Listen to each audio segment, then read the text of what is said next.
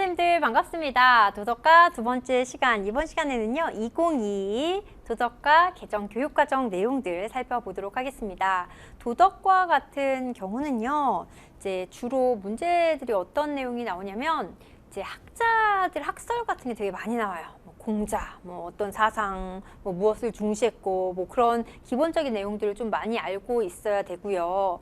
그 아이들의 교과서에 나오는 교과 내용 자체가 어려운 것이 하나도 없기 때문에 다 이제 자신이 실천하도록 하는 이제 정말 바른 생활 내용들이 다 담겨져 있기 때문에 그 자체에서 어려운 내용은 별로 없고요. 이것을 이제 어떤 학자의 학설에 기반으로 한 무엇을 익혀야 되는가 하는 그런 것들이 많이 나오고, 그것을 이제 실천으로 이끌기 위해서 어떻게 지도를 해야 되는지 교수 학습 방법, 그러니까 지도 사례 같은 것들이 아주 많이 나옵니다. 그래서 이제 교육과정 파트에서는요 학년별로 어떤 내용들을 다루는지 초등 이제 도덕과의 그 내용 중심으로 이제 주요한 학습 사항들, 이제 가치들을 좀 살펴보고요. 그 다음부터 이제 그 기반에 깔린 도덕과의 그런 이제 학설들, 이론들을 살펴보고, 그리고 나서 이제 교수학습 지도 방법, 과정들을 중점적으로 공부를 하신다면 도덕과에서도 이제 그 실수 없이 이제 만점 받으실 수 있으실 겁니다. 2015 개정교육과정의 이제 내용 살펴봤고요. 2022 개정교육과정의 내용도 살펴보실 텐데요. 먼저 교육과정의 설계 개요부터 좀 볼게요. 2015 개정교육과정에서 2022 개정교육과정으로 바꿀 때 도덕과는 어떤 점을 중점적으로 해서 바꿨는가?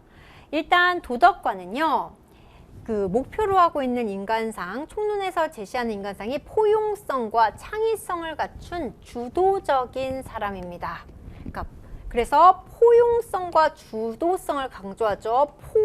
포주가 도덕에서 강조하는 가치이다. 포주 하면은 뭔가 실제로 되게 이제 비도덕적인 행동을 많이 하는 것 같은 느낌을 주는데 이제 외우시라고 편하게 말씀드린 겁니다. 포용성과 주도성은 도덕과 교육과정이 목표로 하는 도덕적인 인간이 지니고 있을 것으로 기대하는 도덕성의 핵심적인 요소들이 바로 포용성과 주도성입니다. 포용, 이제 감싸 안고 이제 주도성, 주도적으로 자신의 그 바람직한 일들을 찾고 실천하고 하는 포용성과 주도성이 핵심 요소다.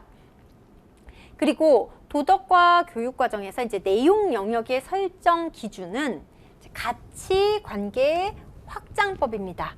가치관계 확장법은 말 그대로 가치를 점점 이제 확장시켜 나가는 법이에요. 그러니까 도덕과 교육과정에서 내용을 어떤 내용을 배울 것인지 그 내용 영역을 설정할 때 가치관계 확장법으로 설정했다. 가치관계 확장법은 어떻게 살 것인가를 이제 중심 핵심 질문으로 두고 가치관계를 점차 늘려가는 거죠. 먼저 자신과의 관계였다가 그 다음에 이제 타인으로 넘어갑니다. 타인과의 관계로 확장이 돼가죠.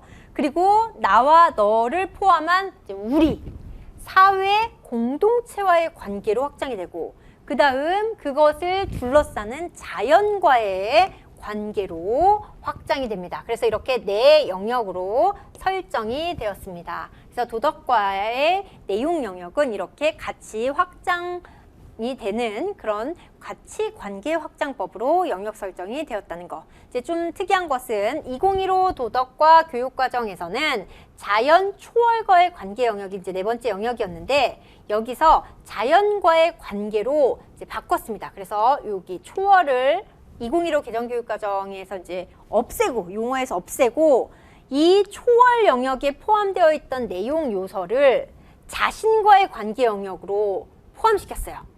그래서 초월은 더 확장된 마지막이 아니라 사실은 자신에 대해서 긍정적으로 생각하고 자신의 정신력을 이기고 이런 거 파트하고 관련되어 있기 때문에 자신과의 관계 영역으로 내용 요소를 포함시켰다. 그래서 이렇게 이제 도덕과는 그렇게 구현을 했다라고 설명을 하고 있고요. 이번에 이제 도덕과 교육과정에서 2022 개정교육과정에서 새롭게 제시되고 있는 핵심 아이디어는 자, 여기서 가장 중요한 게 나오죠. 도덕과의 각각 영역별로 익혀야 될 핵심 가치. 자신과의 관계에서는 성실해야 되고, 타인과의 관계에서는 배려, 사회 공동체와의 관계에서는 정의, 공정성, 정의, 자연과의 관계에서는 책임의 핵심 가치를 중심으로 초중등학교에서 도덕 수업을 받은 사람이 갖출 수 있기를 기대하는 품성과 역량을 문장형으로 기술하고자 했습니다. 그러니까 2015 개정교육과정의 그 핵심 가치하고 같아요. 자신과의 관계에서는 익혀야 되는 게 성실, 성실하고 타인에게 배려 있고 사회 공동체의 정의를 구현하고 자연의 책임을 지는 그런 도덕적인 사람을 길러내는 것에 핵심 가치를 두고 있다. 그래서 지식 이해, 과정, 기능, 가치, 태도, 범주로 나누어서 이제 내용 체계를 제시하는데요. 지식 이해 범주는 중요한 것은 학생의 도덕 발달 수준에 부합하는 도덕적 지식과 실천의 연계 과정을 촉진하는 데 주안점을 두었다. 그러니까 지식만 알 것이 아니라 이것을 실천하는 것을 강조했다. 이 말은 뭐냐면 선생님들께서 도덕과 수업을 진행하실 때도 수업 지도를 할 때도 학생의 실천을 촉진시키는 방법으로 수업을 지도해야 된다. 그 말인 거죠. 그리고 과정 기능 범주에서는 도덕 수업이 단순한 도덕적 또는 윤리학적 지식의 전수를 목표로 하는 것이 아님을 분명히 하기 위해서 탐구와 성찰의 과정을 구체화하여 적극적으로 포함시키고자 한다. 윤리학적인 그런 학설, 어떤 학자가 이런 걸 주장했어. 그 지식 전수가 중요한 게 아니라 무엇? 그 지식에 관한 것을 스스로 탐구하고 성찰하면서 적극적으로 그 자신의 그 성찰 과정을 이제 열심히 할 수 있도록 그런 것을 이제 중시했다. 그래서 보시면 이렇게 지식 기존에도 그랬지만 더욱더 2022 개정교육과정에서는 지식이나 중요한 그런 머릿속으로 지식만 아는 정직하게 살아야 합니다 아는 애가 아니라 실제로 그 생활 속에서 그 정직을 실천하는 사람을 만드는 것에 되게 중점을 두었다. 그런 도덕적인 사람. 그래서 도덕적인 교육을 받은 사람이라면 반드시 이루어내야 될 그런 모습을 문장형으로 기술했다는 걸 알 수 있습니다. 가치 태도 범주 또한 마찬가지예요. 일상의 실천을 중심으로 도덕 수업에서 배운 내용을 일상 속에서 실천에 옮기고자 하는 태도, 그 실천 자체를 수업 상황 속 탐구와 성찰의 대상으로 삼는 가치 탐구와 수양의 과정을 중심으로 구성하고자 한다. 그래서 도덕이라는 교과 자체가 그 실천에 대단히 특별히 더 목표를 두었다라는 것을 강조하고 있습니다. 자, 그렇다면 각 4개 영역별로 도덕과에서 이제 배우는 학습 요소들 내용 체계 살펴볼게요. 2022 개정교육과정은 이제 3, 4학년분만 이제 올해 살펴보면 되는데요. 먼저 자신과의 관계 영역입니다. 핵심 아이디어는 성실은 도덕적 가치와 덕목을 일관되게 추구하도록 하여 도덕적 삶으로 이끈다. 무엇이 성실이? 자아에 대한 탐구와 성찰은 자신을 존중하는 마음을 기르는 도덕 공부의 기초이다.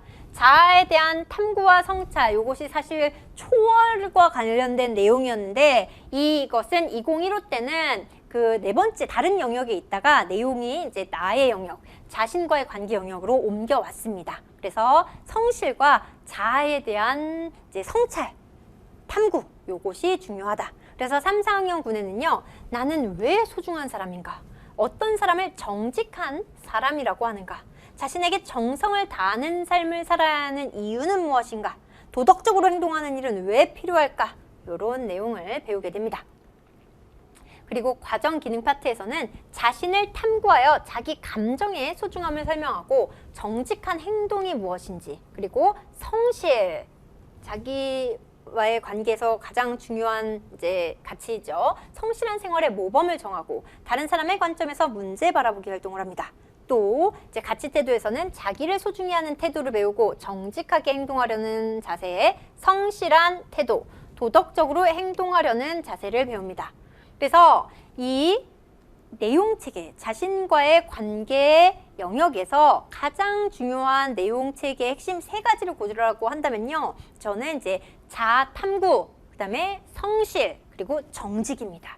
이 내용들과 관련된 이제 수업안을 문제로 출제할 수 있다는 거. 그 다음에 2번째 이제 타인과의 관계 영역입니다. 타인과의 관계 영역에서 핵심 아이디어는 이제 핵심 가치 바로 배려죠. 배려를 아이들이 받아들이고 실천할 수 있게 하고 싶은 거예요. 이 교육과정의 이제 속마음은. 그래서 배려는 타인에 대한 관심과 공감을 기반으로 타인의 삶을 개선한다. 성실은 자신의 삶을 개선하고 도덕적 삶으로 이끌고, 그리고 배려는 타인의 삶을 개선한다. 차이의 존중은 갈등을 평화적으로 해결하고 타인과 더불어 사는 삶으로 이끈다. 차이에 대한 존중. 그래서 3, 4학년 군에서는요, 타인 중에 가족 먼저, 가족 행복을 위해 무엇을 해야 할까? 그 다음 친구끼리 배려해야 하는 이유는 무엇일까? 그 다음 타인에 대한 공감은 왜 필요할까? 과정 기능은요, 부모에게 하는 형제 간의 우애의 의미를 설명하고요, 친구를 서로 배려하는 방법, 타인의 감정을 함께 나누는 방법, 공감에 대해서 배웁니다. 가치 태도는 가족을 사랑하는 태도, 친구를 배려하는 자세, 타인에 공감하는 태도, 가족 사랑, 우애, 친구 배려, 타인 감정 공감, 요것을 배우게 됩니다. 그 다음 사회 공동체와의 관계 영역입니다. 여기서 이제 핵심 아이디어는요, 정의가 핵심 가치죠. 사회 정의는 시민의 인간다운 삶을 보장하는 도덕 공동체의 토대가 된다. 도덕교과에서는 그 사회를 도덕 공동체라고 했어요. 그래서 사회 정의는 도덕 공동체의 토대가 된다. 세계 시민은 인류의 문제를 이해하고 공감하여 인류 번영과 세계 평화에 기여한다. 세계 시민이라는 용어도 나옵니다. 3, 4학년 군에서는요, 사회 공동체의 관계에서 공정한 사회를 위해서 내가 할 일은 무엇일까? 디지털 사회에서 발생하는 문제를 어떻게 해결할까? 이제 점점 더 이제 첨단 기기가 발달하고 있기 때문에 디지털 사회가 되었죠. 요거 아주 이제 예상 가능성 농후한 용어예요. 그다음 통일은 왜 필요할까? 그다음 과정 기능은요, 불공정한 사례 분석을 통해서 공정 사회를 위해 내가 할 일, 디지털 사회에서 발생하는 문제 알아보고 해결 방안 탐색하기, 통일의 필요성 설명하기, 그리고 가치 태도는 공정을 실천하려는 태도, 그리고 디지털 사회에서 필요한 것, 정보통신윤리의식을 함양하고 통일 감수성을 함양하도록 합니다. 그 다음 이번에는 자연과의 관계입니다. 자연과의 관계에서는요, 중요한 핵심 가치가 바로 책임이죠. 자연에 대한 윤리적 책임은 자연의 본래 가치에 관한 이해를 높여 생태 전환을 이끈다. 자연을 아끼고 생명을 소중히 여기는 마음은 환경 위기의 극복을 돕는다. 그래서 3, 4학년 군에서는요, 생명은 왜 소중할까? 인간과 자연이 함께 살아야 하는 이유는 무엇일까? 생명 경시 사례 조사하기, 자연과 공생하기 위해 자신이 할 수 있는 일 탐색하기, 생명에 대한 존중, 생태 감수성을 함양하는 것을 강조하고 있습니다. 그래서 도덕과에서 이 내용 영역을 나누는 것은 이제 가치관계 확장법에 의해서 그 다음에 이제 타인, 공동체 사회, 그 다음에 자연, 이렇게 이제 확대돼서 영역을 나누었고, 각 영역별로 이제 나하고 중요한 가장 핵심 가치는 성실이고요. 타인하고 중요한 핵심 가치는 배려이고, 이제 도덕 공동체에서, 사회에서 중요한 핵심 가치는 정의, 그리고 자연에서 중요한 핵심 가치는 책임이다.